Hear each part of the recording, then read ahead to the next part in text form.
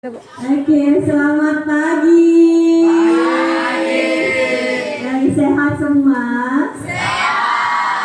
Nah, pada pagi hari ini, Miss Wayan akan menceritakan sebuah dongeng untuk kalian kelas 9A. Nah, sebelumnya sudah pernah dengar dongeng ya, cerita dongeng? Mungkin dari orang tuanya sudah pernah? Sudah pernah. Nah, hari ini Miss Wayan akan menceritakan sebuah dongeng yang berjudul Lutung Kasarung. Nah, sudah pernah dengar belum cerita dongengnya? Ada yang belum ya? Banyak yang masih belum dengar cerita dongeng ya? Oke. Mau dengar nggak? Mau. Yang belakang? Mau. Oke. Silakan disimak bareng-bareng ya. Nanti kita ambil hikmahnya. Pesan moral apa yang bisa kita ambil dari cerita dongeng ini? Oke? Oke. Ambil posisi ternyamannya. Sudah ya? Oke, siap?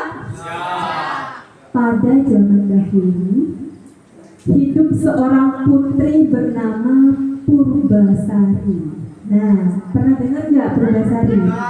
Kira-kira Purbasari ini jahat atau baik? Oke.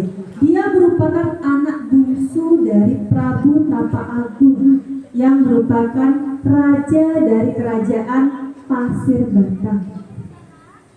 Purbasari memiliki 6 orang kakak. Berarti berapa bersaudara? Ayo. Nah, Purbasari punya 6 orang kakak, berarti 7 bersaudara. Perempuan, kakaknya semua perempuan. Ya, ada yang bernama Purbararang, Purbadewata, Purbaindah, Purbakancana, Purbamanik dan Purbalui. Ya, yang terakhir berarti berarti masih fokus ya. Nah, setelah bertahta dalam waktu yang cukup lama, Prabu Tapa Agung berniat turun tahta dari jabatannya sebagai seorang raja. Telah dipikirkan matang-matang bahwa untuk melanjutkan kepemimpinannya di sebuah kerajaan tersebut, dia akan menunjuk putrinya, putri bungsunya yaitu Purbasari. Sang Prabu telah mengamati selama puluhan tahun bahwa Purbasari adalah sosok yang paling pantas untuk menggantikan sang raja. Bukan Purbararang, walaupun Purbararang adalah anak sulung. Purbararang adalah anak sulung. Pasti seorang raja ini punya alasan yang kuat kenapa memilih anak bungsunya ya. Prabu Tapa Agung khawatir jika Purbararang menjadi raja, maka ketentraman dan kedamaian kehidupan rakyat akan terganggu dan bahkan menjadi rusak karena kepemimpinan dari Purbararang. Karena Purbararang ini memiliki sifat yang jahat, ya, tidak baik. Di hadapan seluruh pembesaran kerajaan dan juga ketujuh putri raja, Prabu Tapa Agung menyerahkan tahtanya kepada Purbasari. Prabu Tapa Agung lantas meninggalkan istana kerajaannya untuk memulai hidupnya menjadi seorang pertapa. Nah, kira-kira kalau seperti ini Purbararang marah nggak ya? Karena tahta kerajaannya diberikan kepada Purbasari. Marah ya? Nah, kita coba lihat. Purbararang sangat marah luar biasa mendapati tahta kerajaan Pasir Batang diserahkan kepada adiknya Purbasari. Maka berselang 1 hari sejak penobatan Purbasari menjadi seorang ratu, Purbararang menghubungi Indrajaya. Indrajaya ini adalah tunangannya Purbararang. Keduanya kemudian meminta bantuan nenek sihir untuk mencelakai Purbasari. Purbarara segera melaksanakan pesan dari si nenek sihir. Boleh itu disemburkan ke wajah dan seluruh tubuh Purbasari. Akibatnya tubuh Purbasari bermunculan bercak-bercak hitam yang mengerikan. Orang-orang pada takut nggak kira-kira? Menjauhi Purbasari ya? Dengan kondisi tersebut, Purbarara memiliki alasan untuk mengusir Purbasari dari kerajaan.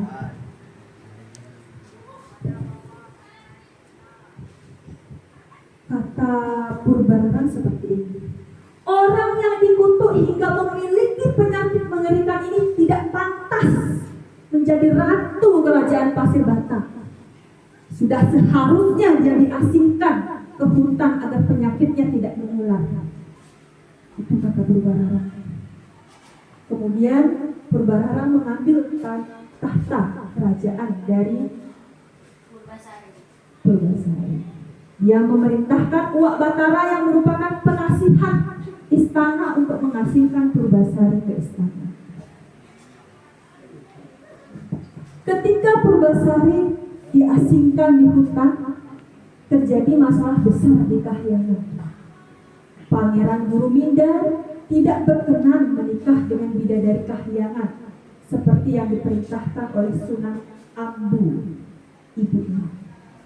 Namun, jika Pangeran Guruminda bersikeras ingin menemui wanita sesuai keinginannya itu, dia harus pergi ke dunia tidak dalam bentuk Pangeran Guruminda yang gagah dan tampan, melainkan harus dalam bentuk penyamaran, yaitu sebagai seorang lutung. Ya. Seorang lutung ya, tahu lutung seperti apa? Iya. Oke. Lutung Kasarung turun ke bumi dan di hutan ia bertemu dengan Purbasari dan bersahabat baik dengan Purbasari. Dengan hadirnya Lutung Kasarung di sisinya membuat kesedihan Purbasari menjadi sirna karena sudah ada temannya nih, walaupun seorang lutung, seorang dia mendapatkan sahabat yang menghibur dan melindunginya. Untuk memenuhi kebutuhan sehari-hari, Lutung Kasarung memerintahkan para kera untuk membawa makanan dan buah-buahan untuk Purbasari. Ya, seekor hewan bisa memiliki apa? Perasaan, memiliki rasa apa? Empati kepada manusia. Masa kita apa? Iya. Tanpa diketahui Purbasari, Lutung Kasarung memohon kepada ibunya Sunan Ambu untuk dibuatkan taman yang indah dengan tempat pemandian untuk Purbasari. Pada saat melihat telaga dengan pancuran yang sangat indah, Purbasari segera berniat untuk mandi di sana dan membersihkan diri.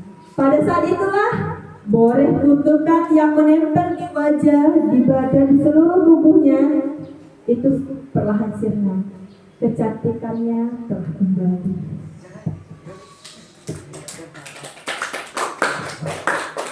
Kabar mengenai kembalinya kecantikan Purbasari didengar oleh Purbarara, kakak sulungnya. Purbarara tidak percaya dengan berita ini. Dia masih percaya diri karena tahu bahwa boreh yang disembuhkan kepada Purbasari mengandung kutukan yang sangat jahat dan kuat. Purbarara lantas mengajak tunangannya untuk melihat kebenaran berita tersebut. Pergilah dia ke hutan. Purbarara khawatir telah kembalinya kecantikan adiknya Purbasari akan mengancam tahtanya di kerajaan. Dia pun memutar otak, mencari cara untuk kembali menyingkirkan adiknya. Bahkan baru kali ini dia berniat menyingkirkan Purbasari untuk selama-lamanya.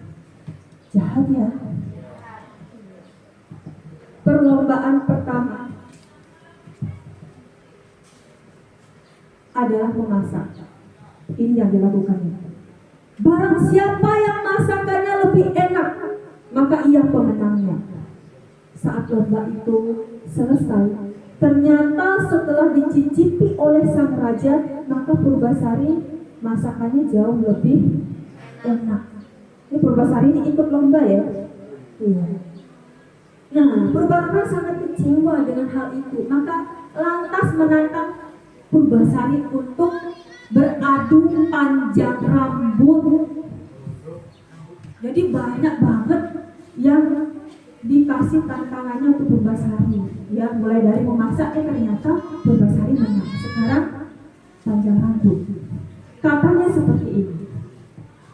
Jika rambutku lebih panjang dibandingkan rambut Purbasari, maka leher Purbasari harus dipenggal algojo kerajaan. Purbararang mengalami kekecewaan yang besar setelah terbukti rambutnya sebetis kalah panjang dengan rambut Purbasari yang sepanjang tumit. Jadi lebih panjang Purbasari.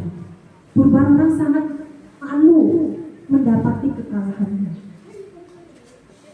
Untuk menutupi kekalahannya, Purbararang mengemukakan tantangan baru.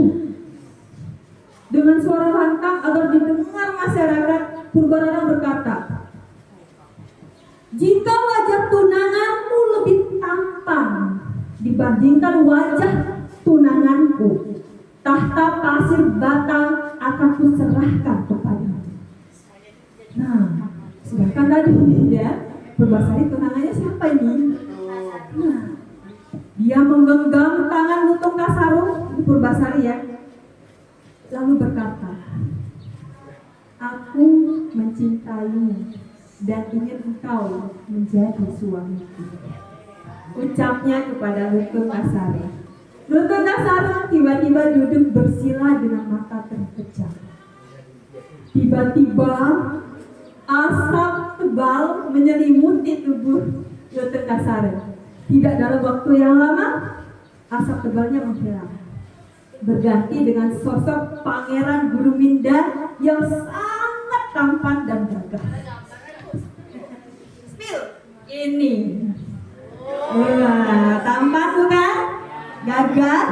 Iya. Nah, kalau seperti itu, siapa yang menang kira-kira?